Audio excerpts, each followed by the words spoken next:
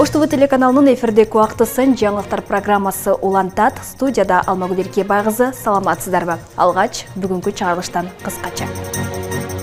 Улуттук коопсуздук боюнча мамлекеттик комитети бажы кызматынын төрагасынын мурдагы орун-басары Райымбек Матраимовго издөө жарыялады. Кара-Суу районундагы Туратали базарынын бир бөлүгүнүн кожоюну камакка алынды. Ал $5.000 $10 000 чейин акча алып турган. Бул аялга эч кимден алы жетпеди. Барбаган жерибиз калган жок. Бүт басып коет. Барган жерин басып коет. Пулу көп экен бул. Тойбоду бул айланайын. Бишкектин чет жакасындагы селекция айылында кулак мурду кескиленген Асел Ногойбаеванын мурдагы күйөөсү 20 жылга эркинен ажыратылды. 20 жыл сот берсе дагы толугу менен жазасын 20 жыл аткарбайт бул.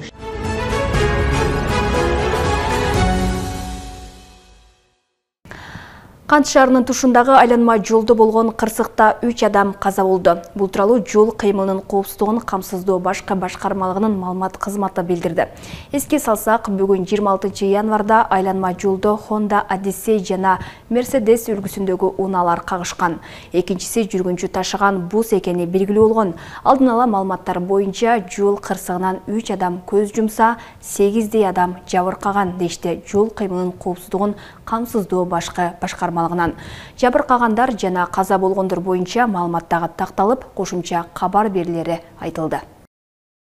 Улуттук коопсуздук боюнча мамлекеттик комитети бажы кызматынын төрагасынын мурдагы орун-басары Райымбек Матраимовго издөө жарыялады. Бул тууралуу маалымат каражаттары укук коргоо органдарындагы булактарына таянуу менен жазып чыгышты. Алардын айтымында Райымбек Матраимов кылмыш жаза кодексинин 169-беренеси. Кызматтык кылмыштын белгилери жок болгон учурда адамды күч менен кармоо менен аны жүрүү эркиндигин чектөөгө көмөктөшүү боюнча шектелүүдө. УКМК бул маалымат боюнча комментарий берелек. Өткөн жылы күзүндө Райымбек Матраимов Кыргызстандан Туркияга, андан ары Дубайга кетиши мүмкүн экени айтылган. Кактус медиа билдиргендей, ал мамлекеттик бюджетке бир нече 100 миллион сом которууну убадалап, бирок аны аткарбай из жашырган. 2021 жылы УКМК Райымбек Матраимовго коррупция айыбы менен иш козгоп, ал 2016 жылдын башында бажыдагы башка атка минелер менен көмүскө коррупциялык схема түзгөнүн билдирген. Сот аны күнөөлүү деп таап, 260 миң сомдук айып пул чегерген.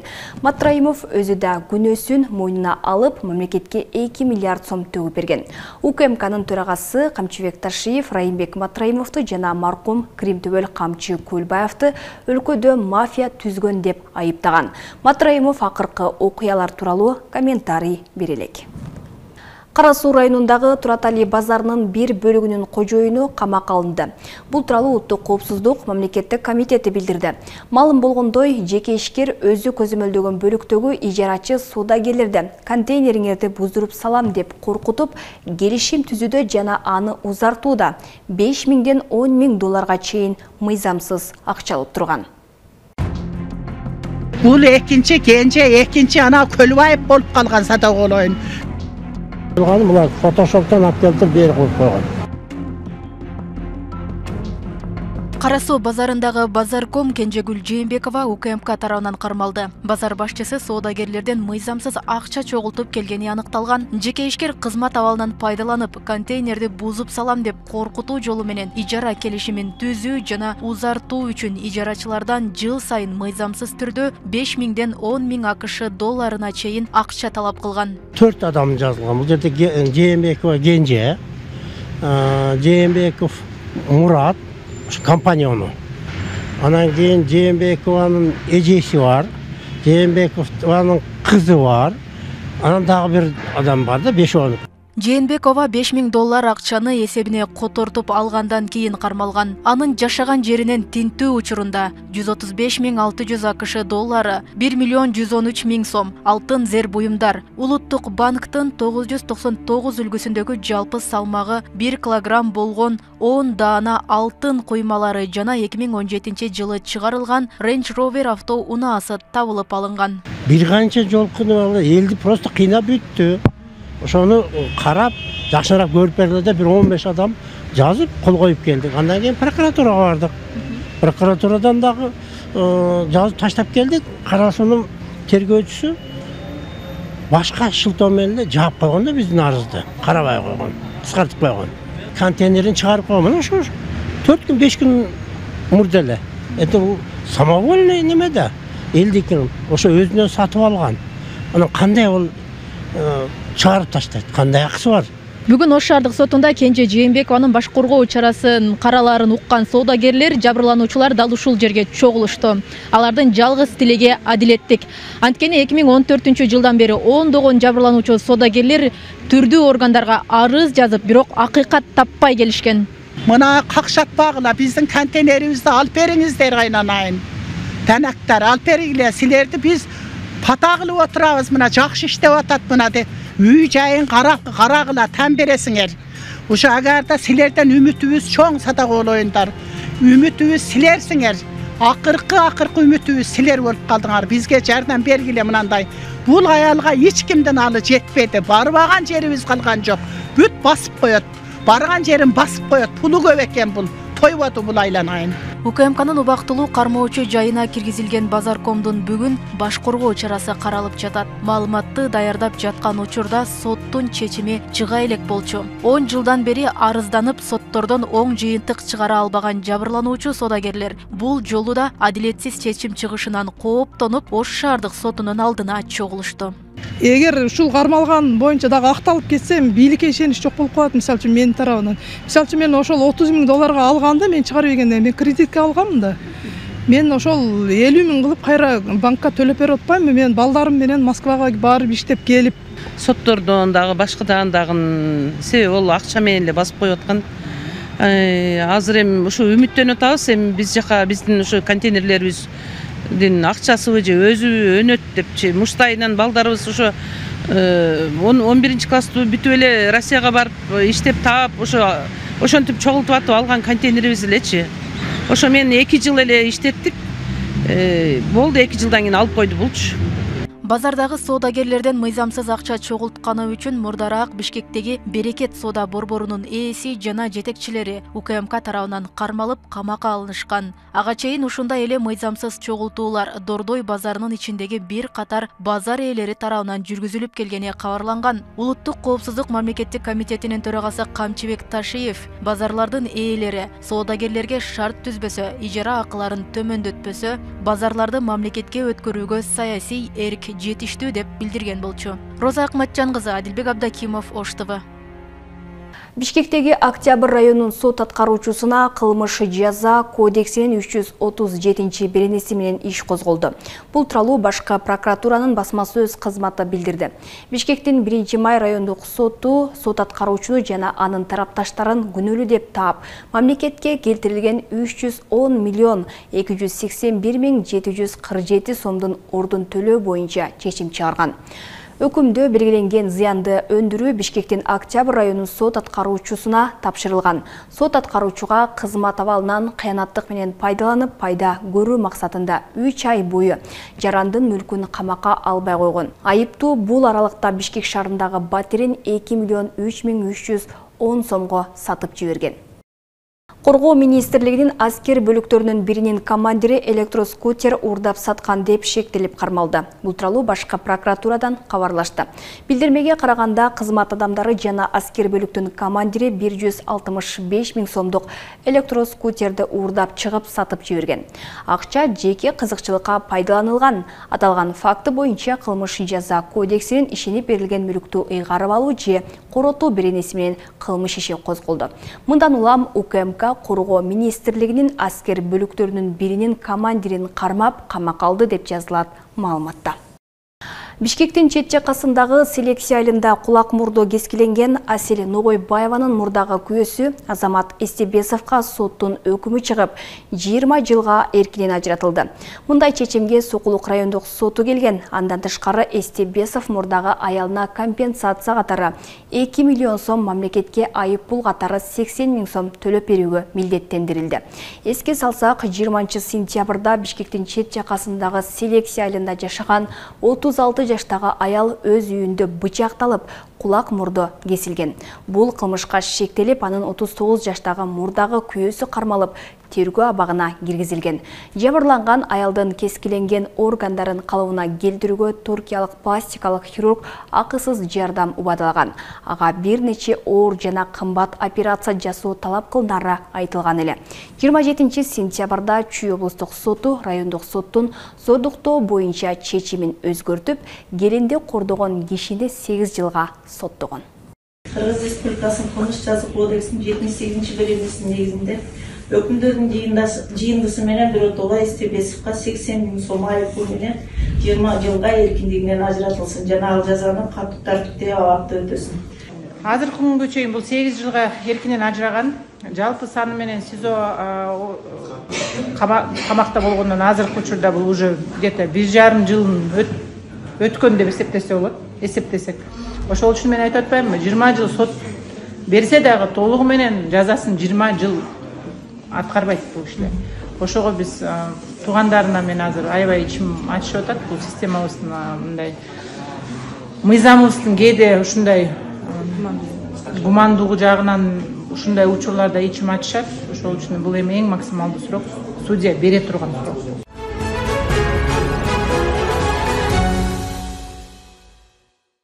Оштогу курулуштардын сапаты суроо жаратууда. Кыргызстандын башкы сейсмологу Канатбек Абдрахматов 2026 жылга чейин сейсмологиялык активдүүлүк күч алып турарын билдирди.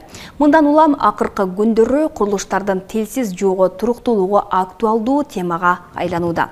Ал эми Ош шаарынын аймагына курулган бардык имараттар талап боюнча 8-9 балдык жер титирөөгө туруштук бериши керек. Акыркы жылдары биринин артынан бири жарыша жаңы имараттарда бул талап сакталганбы? Кабарчыбыз Ошто көп кабаттуу имараттардын сейсмологиялык туруктуулугу кандай метод менен текшерилерине кызыгып көрдү. Бийик имараттын жер титирөөгө туруктуулугун текшерген бул тасма интернет булактарынан алынды. Куруучулар жана архитекторлор Кыргызстанда мындай текшерүүнү жүргүзүүгө каражат жетпейт деп айтышууда. Адистер мындай сыноодон кийин имарат жашоого жараксыз болуп эксплуатацияга берилбейт дешет. Кишилер жашап аткан действующий имараттын үстүнө вибраторду коюп туруп, вибрировать этип текшере турган болсо, ал уже эксплуатацияга жарабай калат. Бул только экспериментальный салынат, имарат, каркастары, анча-мынча дуалдары и ошол разрушающий метод менен текшерилет. Ал эми бул тасмада курулчу үйдүн макетин сыноодон өткөрүүдө. Мындай лаборатория Бишкектеги инженердик курулуш институттарында бар. Ишенимдүү текшерүү жолдорунун бири болгону менен курулуш компаниялар жана текшерүүчү органдар бул ыкманы дагы колдонушпайт. Анда жаңы түшүп жаткан көп кабаттуу үйлөрдүн сейсмологиялык туруктуулугу кандай ыкма менен текшерилет деген суроо жаралат. Алдыда мамлекеттик органдар кантип текшерип сыноодон өткөрүп жатканын түшүндүрүп берүүгө аракет кылабыз. Толук кепилдик бере албайбыз, бирок ошол нормаларга туура келет, долбоор деп айта алабыз. Кабаттуу үйдүн алгачкы долбоору түзүлгөн мамлекеттик экспертиза департаментинен текшерүүдөн өтөт. Департаменттин эксперттери курулуштун кайсыл аймакка түшүүсүнө, бийиктигине карай кандай сапаттагы арматура, цемент колдонулушу керек, канча санда болушу керек, ар бир деталга талап коюп беришет. Курулуш материалдарын колдонууда жана курууда экспертиза койгон талаптар сакталган болсо, ал 8-9 балдык жер титирөөгө туруштук берет деген жыйынтык коюлат. Эң опасный участок бул жерде ак буранын жээктери ошондой болот да, себеби бул грунт влажный да, ошон үчүн. Ушул картанын негизинде кайсы жерде кандай жер максимальный жер титирөө болушу мүмкүн деп берилет да. И ушул кайсыл территорияга туура келе турган болсо, имарат, мисалы ал жерге салына турган болсо, муну 8 балга расчет кылышат. Эгер мына сарыларга туура келе турган болсо, бул Актелек, ошол западный райондор, бул 9 бал болуп калат. Ошонун негизинде анан задание берилет проектировщиктерге. Проектировщиктер расчет кылып атканда именно ошол задание боюнча аны геологтор берет. 8 балл же 9 балл деп ошого ориентация кылып туруп, ошо менен расчет. Ошол канчалык курулуп аткан материалдар, канчалык установкасы ошол проектке дал келген, ошол газ текшерет. Андан ары экспертизада коюлган талаптар сакталдыбы, чынында белгиленген сапаттагы курулуш материалдары колдонулуп жатабы? Аны курулуштарды көзөмөлдөө башкармалыгынын жоопкерчилигине жүктөлөт. 70тен ашык курулуш компаниялар бар болгон Ош шаарындагы курулушту көзөмөлдөө бөлүмүндө 12 инспектор иштейт. Мыйзамсыз курулуштар дал ушундай этаптуу текшерүүлөрдөн өтпөй калат. Курулуп атканда билесиң да кайсыл арматура коюлуп атат, кайсыл бетон коюлуп атат, лаборатория жөнөтөсүң. Курулуп бүткөндөн кийин уже 100% так текшере албайсың, бирок анда методдор бар.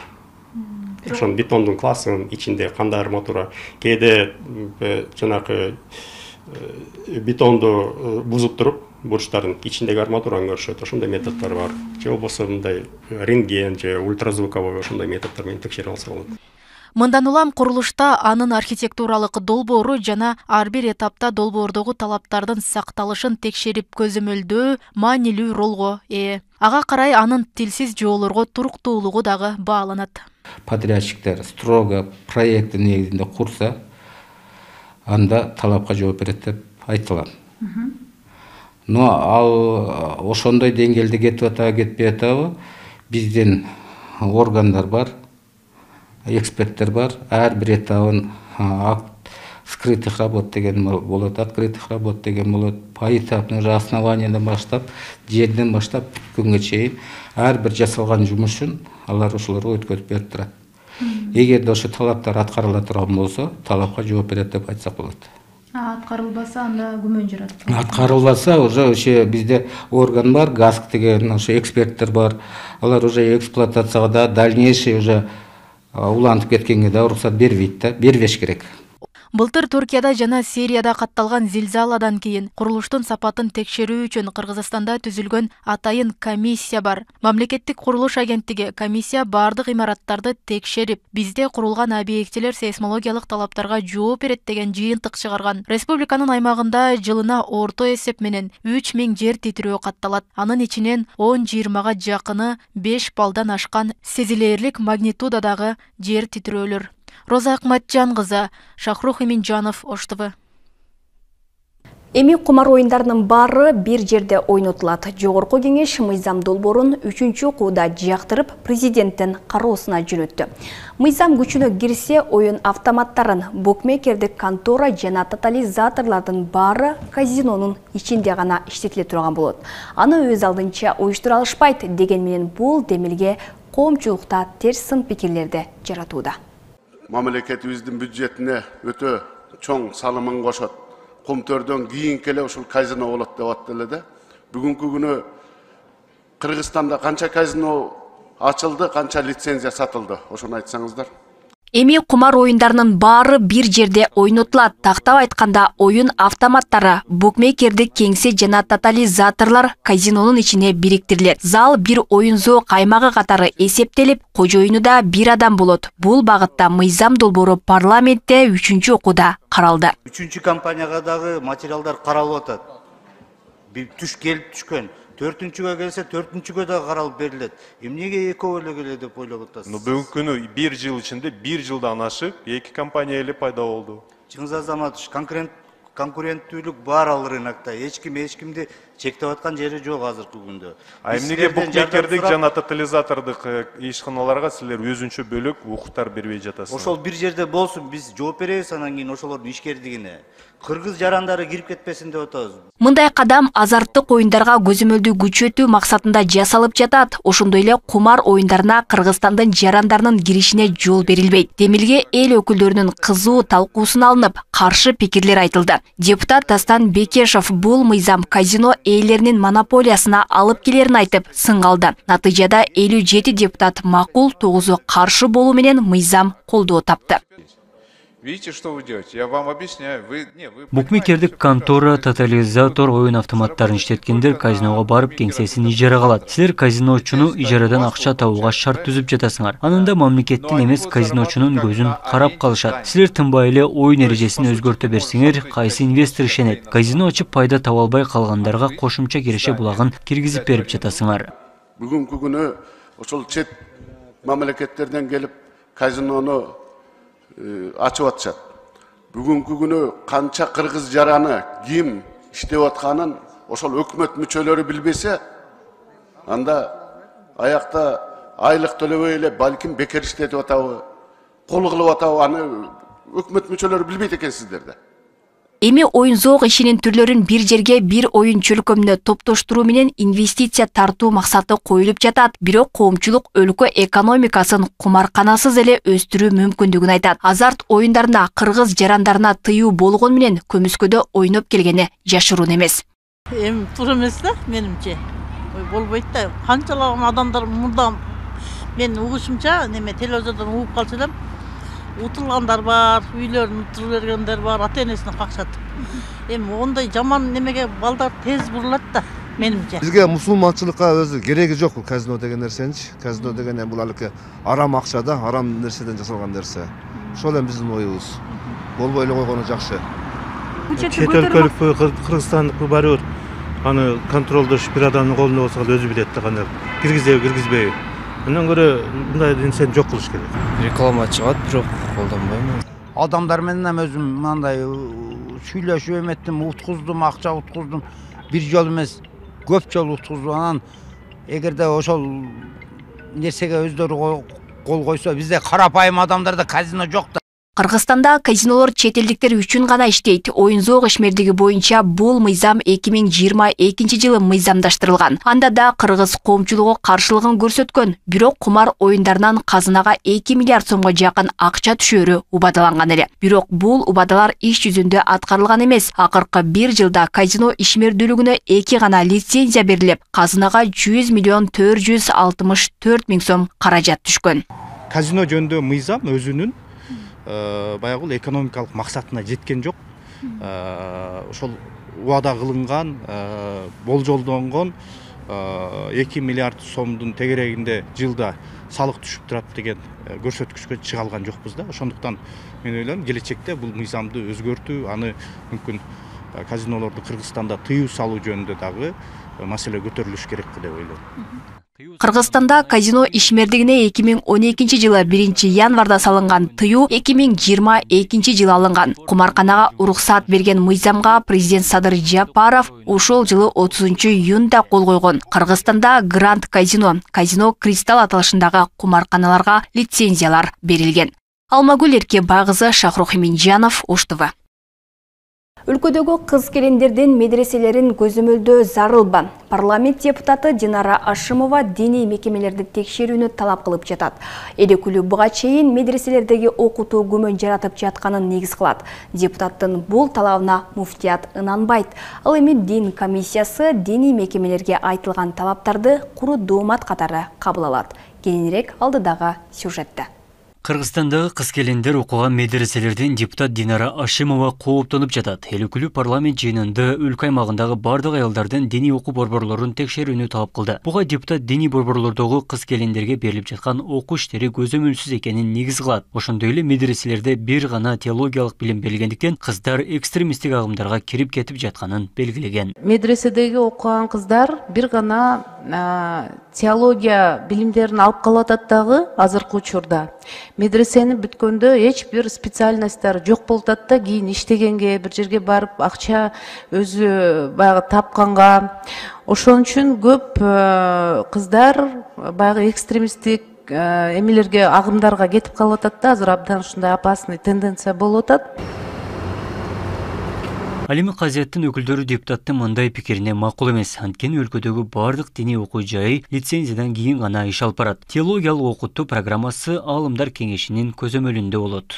Кыргызстан мусулмандар муфтиятына карайт. Толук ошолордун программасын берген, көрсөтүлгөн программасында сабак окутулат. Ал эми буларды көзөмөлдөө жагы биздин Ош шаардык мусулмандар казиятына карайт. Толук көзөмөлдөп карап турабыз. Кандай окуу болуп атат, кайсыл программада, ошол буйрулган программадан чыгып кетпей атабы, ушул боюнча биз толугу менен көзөмөлдө турабыз. Учурда Ош шаарында бир диний билим берген институт, 2 медресе жана 7 диний окуу борбору иштейт. Анын бири бул Маккайы Мукарама аялдардын диний окуу борбору. Бул окуу жай 9-11 класстагы бүткөн кыздарга жана аялдарга илим берет. Мекемеде кыздар диний окуудан тышкары кулинардык, медициналык жана бизнес бизнес тармагында дагы билим алышат. Бул негизи ошол 2 жылдык болуп гана аталат. Негизи ачылганына 4 жыл болду. Бул жерде диний багыт боюнча айтыла турган болсо, негизги ошол өзүбүздүн мамлекетте кабыл кылынган салттуу ислам дини, Ханафи мазхаб Матуриди акидасы деген ушул термин менен окутулат, диний багыты. Бирок биздин кыздар ушул нерсе менен чектелбестен, албетте ошого кошумча ошол багы английский, орусский, анан да медицина тармагында үйрөнүшөт албетте. Булар эми ошол күндө болбосо дагы өзүнүн убакыт сааты менен болуп турат. Андан сырткары ошол багы аялдарга тиешелүү болгон турмуштук шартына керек учурда иштетиле турган, маселен, шивени, тигүүчүлүк жакты, анан баягы поварлык, тамак аш, өзүнүн жашоосуна керектүү нерселердин бүт баарын үйрөнөт. Турмуш, кайна келин, жана башка толтура проблемалар бар да. Себеби учурда жаштарыбыздын психологиясы биз үчүн маанилүү. Негизи дин өзү бул психология да. Эгер кимден ким динге толук түрдө кайрылган болсо, бардык нерсенин жол жобосун тауып кетет да. Бирок азыркы бардык жерде дин таркатуусу только бир жака бурмалап коет да, бирок негизги динде пайгамбар саллаллаху алейхи ва саллям деле өзү айткан го, 2 тармакты болгула, 2 тармакты бирдей алып кеткиле деп. Бул дегени түнт бол же башка бол деген эмес да. Заманга жараша айымдын ар бир тараптан өнүгүүсү. Учурда бизде кыздарыбызды турмушка даярдоо курстары бар. Ал жерде бардык проблемалар айтылат. Өткөн жылы өлкө аймагындагы бардык диний мекемелер комплекстүү текшерүүгө алынган. Анда архитектуралык мыйзамсыз курулган же санитардык талаптарга жооп бербеген бир канча мечиттердин жана медреселердин ишмердүүлүгү убактылуу токтотулган. Дин комиссиясы депутаттын койгон талабы орунсуз экенин билдирет. Дин иштери боюнча мамлекеттик комиссиясына жылына бир жолудан отчет берет. Андан сырткары биз дин иштери боюнча мамлекеттик комиссия атайын жылдын башында бекитилген пландар менен биз ошол диний окуу жайларга мониторинг, текшерүүлөр жүргүзүп турабыз. Ошондой эле былтыркы жылы 2023 жылы бул Кыргызстан боюнча атайын межмединственный атайын ишканалар аралык комиссия түзүлүп, ал жерде бардык медреселер, диний окуу жайлардын бардыгы текшерилди. Ал жерде сапаты боюнча, архитектуралык талаптар боюнча санэпидемстанция, бир канча службалар, мамлекеттик кызматтардын ал жерде атайын бар текшерүүлөрдү жүргүздү. Кыргызстанда жалпысынан 3,5 миңден ашуун диний уюм каттоодон өткөн. Өлкөдө 2500дөй мечит, 100дөй медресе, 10 ислам институту бар. Буга чейин президент Садыр Жапаров Кыргызстанда ислам академиясын түзүү боюнча жарлыкка кол койгон. Билим берүү жана илим министрлиги аталган академия теологиялык билим берүү системасын өркүндөтүүгө багытталганын билдирген. Абдумалик Базарбаев, Адилбек Абдекимов, Ош ТВ. Кыргызстан мусулмандарынын дин башкармалыгынын уставына ылайык муфтийдин биринчи орун басары Самидин Кары Атабаев муфтийдин милдетин аткаруучу болуп бекитилди. Бул тууралуу муфтияттын маалымат кызматы кабарлады. 26 январь күнү алымдар кеңешинин кезексиз жыйыны өткөн. Анда муфтий Замир Кары Ракиевдин өз калоосу менен кызматтан кетүү тууралуу арызы канааттандырылды. Ракиев Кыргызстан мусулмандарынын алымдар кеңешинин мүчөсү болду. Мындан кийинки жашообузда дагы динибизге кызмат кыла беребиз. Кудайга шүгүр деп, муну чексиз шүгүрлөрдү айтып бүтүрө албайм. Алла Тааланын мына ыйык Куран китебин Алла Таала жүрөгүбүзгө жат кылып, ушуну бизди ылайык көрүп, тартуу кылып берген. Ошто өрткө каршы куткаруу бөлүгүнүн жаңы имараты ачылды. Ош шаардык өзгөчө кырдаалдар башкармалыгынын номер 85 өрткө каршы куткаруу бөлүгүнүн жаңы имараты бүгүн пайдаланууга берилди. Куткаруучулардын бул мекемесин Кореянын эл аралык кызматташуу агенттиги салып берди. Иш-чарага катышкан Корея элчиси бул Кыргызстандагы акыркы долбоор эместигин белгиледи. Саманбап мекемеде жаңы өрт өчүрүүчү унааларын сактоого ылайыкталган. Ошондой эле куткаруучулардын ыкчам иштөөсүнө ыңгайлуу шарттар түзүлүп, спорт залы да курулган. Куткаруу кызматынын жаңы мекемесинде жаңы авариялык куткаруу унасы атайын Шаймандарда алынып келинген. Сиздер менен үч тараптуу достук мамиледеги кызматташуунун алкагында өрт куткаруу кызматынын потенциалын жогорулатуу боюнча жалпы суммасы 8 миллион АКШ долларын түзгөн гранттык долбоорду баштапкы этаптарын ийгиликтүү ишке алып жатканыбызга кубанычтабыз. Өткөн жылы декабрь айында Ысык көлдөгү Чолпон Ата шаарында заманбап шаймандар менен жабдылган жаңы имаратты ачып, өрт өчүрүүчү куткаруучулардын кубанычына бирге ортоктош болгонбуз. Элибизге кубаныч тартуулаган дагы бир саамалык Жалал Абаддагы Сузакта жаңы имарат кийинки айда ачылмакчы. Мына ушундай маалыматтар кечки жаңылыктардын негизги топтомун түздү. Кайрадан эфир аркылуу амандашканча саламатта калыңыздар. Кечиңиздер көңүлдүү улансын. Ал эми түз эфирдин жүрүшүн кесиптешим Абдумалик Базарбаев улантат.